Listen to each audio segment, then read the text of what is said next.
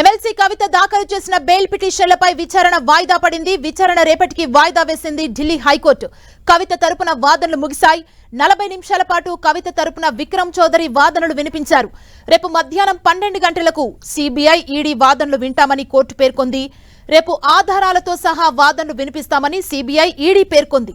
రేపు వాదనలను విన్న తర్వాత తీర్పు రిజర్వ్ చేస్తామని జస్టిస్ స్వర్ణకాంత శర్మ ధర్మాసనం తెలిపింది. ఈడీ, సిబిఐ వాదనల తర్వాత కౌంటర్ వాదనలు వినిపించనున్నారు కవిత తరపున న్యాయవాది.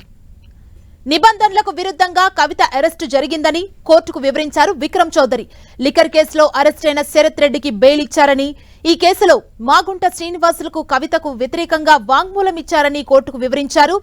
శరత్ రెడ్డి 55 కోట్ల ఎలక్టోరల్ బాండ్స్ రూపంలో బీజేపీకి విరాళం ఇచ్చారని, శ్రీనివాసులరెడ్డి ఎన్డీఏ అభ్యర్థిగా పోటీ చేశారని విక్రమ్ చౌదరి కోర్టుకు తెలిపారు.